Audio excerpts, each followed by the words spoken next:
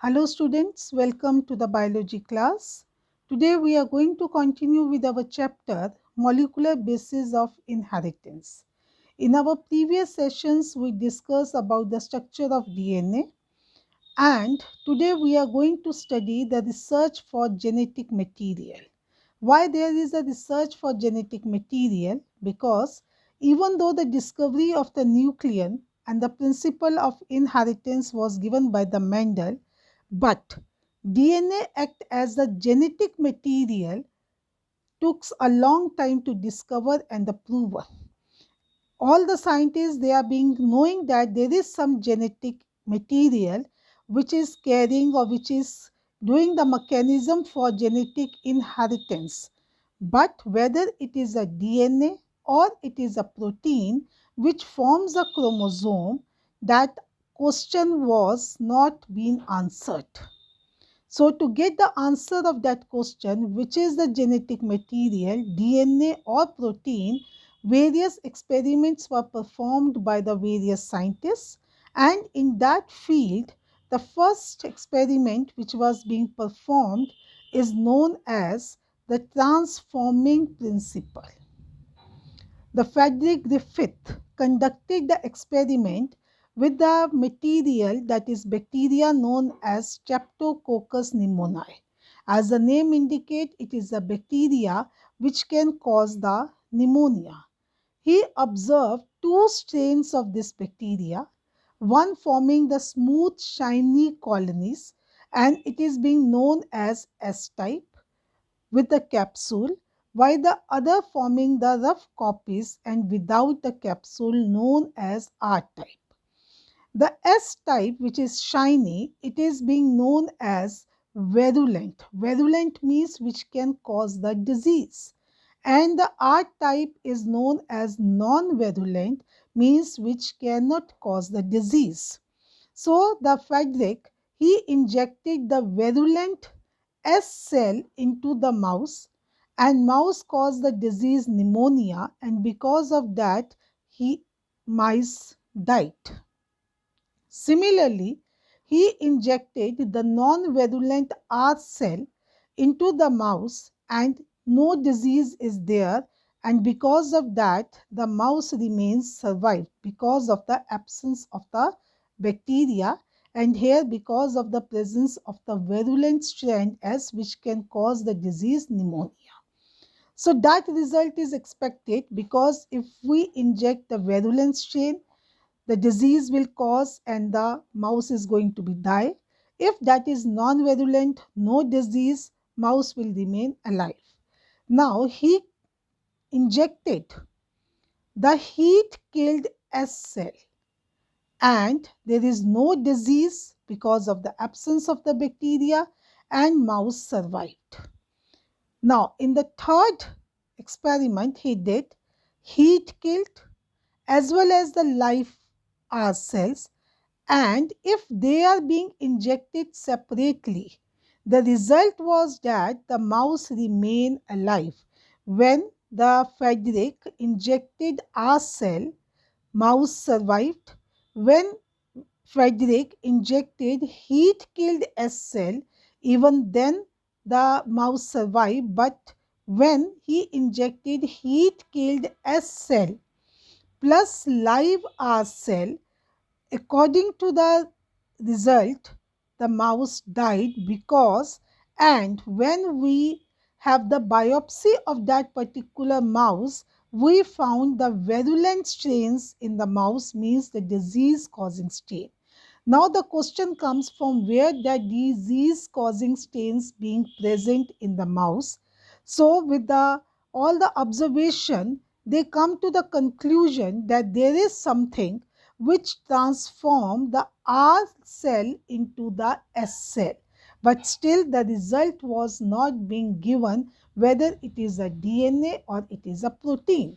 So when the live S type were injected into the mouse, they died due to the pneumonia because the S type is virulent.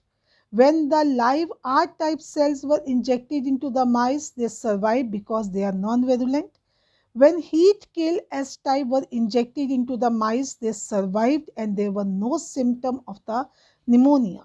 When heat-killed S-type cells were mixed with the live, when they both were mixed and injected into the mice, they died due to the unexpected symptoms of the pneumonia. And the live S-type was obtained from the mouse. That was more surprising. He concluded that the heat-killed S-type bacteria caused transformation of R-type bacteria. So they caused the transformation of R-type bacteria, the S-type bacteria, but he was not able to understand the cause by which the bacterial transformation has taken place. He further stated that some transforming principle transferred from heat-kill S strains into the R strain to synthesize the smooth polysaccharide coat becomes virulent, but biochemical nature of genetic material was not defined by this experiment. So we have just been defined by this experiment. There is something which transform the R-type strain into the S-type. But what is the biochemical nature of that particular material? It cannot be explained by this experiment. And to explain the biochemical nature, we are having the another experiment, that is the biochemical characteristics of transforming principle, and it was performed by Oswald, MacLeod, MacLean and McCarthy. They repeated the Griffith experiment in an system in order to why they have repeated to determine the biochemical nature of transforming principle. So how the experiment was performed? So what they did? So in 1944 they have separated, they have extracted the smooth virulent bacteria into protein, DNA and carbohydrate fractions. Means they heat killed the S strain and then they separated the components into the carbohydrate of S type, then protein, then DNA, and we are having the DNA of the S type, DNA of the and RNA. And they have put them into the different culture mediums. Along with that, they have put the R bacteria, which is non-virulent. So in the test tube, which is having the carbohydrate of S type, along with the R, they will found no S type bacteria. In the protein test tube, again they are having no S type of bacteria, and the DNA, in which that is the DNA of S-type bacteria is there. With that, they will find the S-type bacteria in which we are having the DNA. In the test tube where we are having the DNA along with the R-type, instead of R-type, we are having the S-type of bacteria. And the DNA of S-type with deoxyribonuclease, which can digest the DNA, again we found the R-type bacteria. So what they said कि जब हमने S type को S strain को heat kill करके उसका carbohydrate, protein, DNA, RNA सब अलग अलग करके अलग अलग हमने कल्चर मीडियम में डाला along with the R type. तो कार्बोहाइड्रेट वाले में सिर्फ R type ही मिला. Proteins maybe we find only the R type, but in the culture medium where we are having a DNA of S type, we find no R type, we find only the S type. So they said that the biochemical nature which transform the R type bacteria into the S type is the DNA. And again, but still they have not confirmed that particular experiment. So only the culture that received the DNA, only the culture that received the DNA fraction of extract from virulent bacteria produced the smooth bacteria. This proved that DNA was transforming agent. And when the DNA was treated with deoxyribonuclease, that is an enzyme that digests the DNA, it became inactive and unable of transforming the rough strain into the smooth strain. This confirmed that DNA is a genetic material and it is not destroyed if the cells were killed with the heat. So, transformation, what is transformation? It is the permanent inheritable change produced in one strain of bacteria by the substance isolated from another strain of the same kind of bacteria.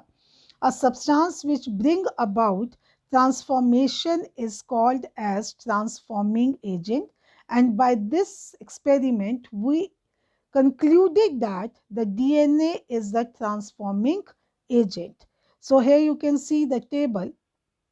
So that is a mixture of R type and carbohydrate of S, R type bacteria, R type protein, that is R type bacteria, DNA of S type, you will find the S bacteria, and the R type bacteria DNA but deoxynuclease, again we find the R type bacteria.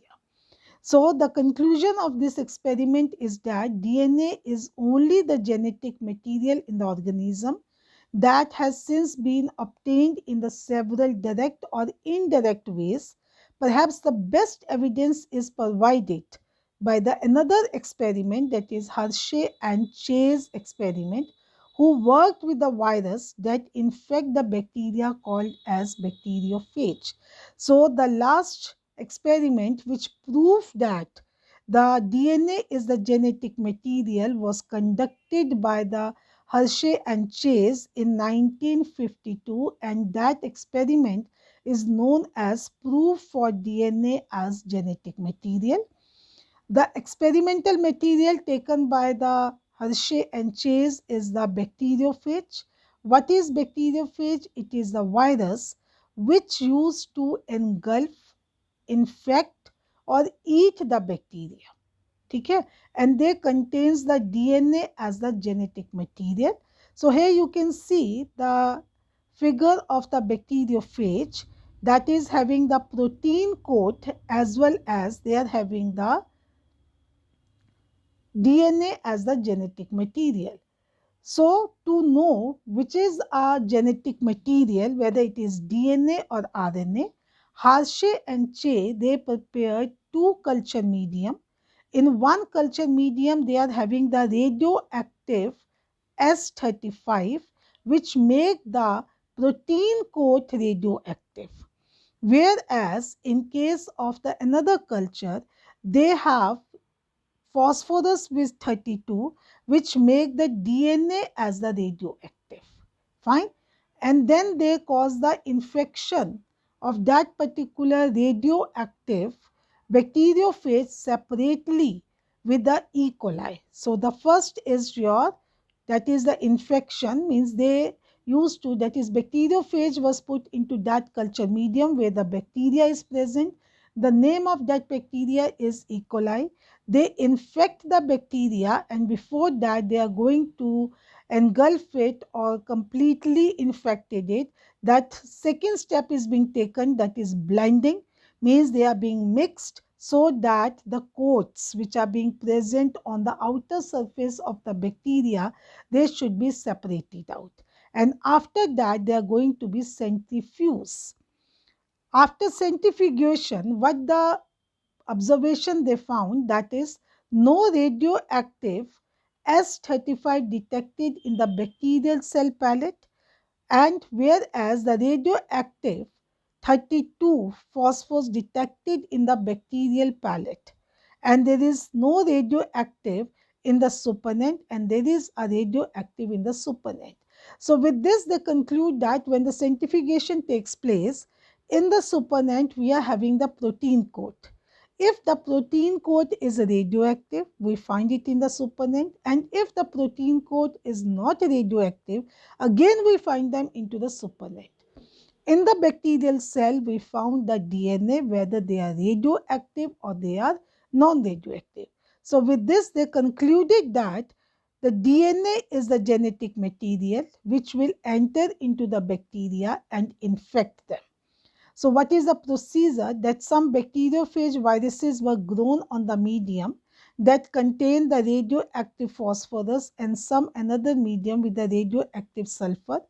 Viruses grown in the presence of the radioactive phosphorus contain the radioactive DNA. Similar, viruses grown in the presence of the radioactive sulfur obtain the radioactive protein. Both radioactive viruses types were allowed to infect the E. coli separately. Soon after the infection, the bacterial cells were gently agitated in blender to remove the viral coats from the bacteria. The culture was also centrifuged to separate the viral particle from the bacterial cell. So what are the observation and conclusion? Only radioactive phosphorus 32 was found to be associated with bacterial cell, whereas radioactive S35 protein was not found in the bacterial cell. They were found only in the surrounding medium. This indicates that only DNA, not protein coat, entered the bacterial cell, and DNA is the genetic material. So with this, the proof was there that the DNA is the genetic material, not the protein, and these experiments, they are very, very important. So go through them and consult your NCERT book. Till then, thank you.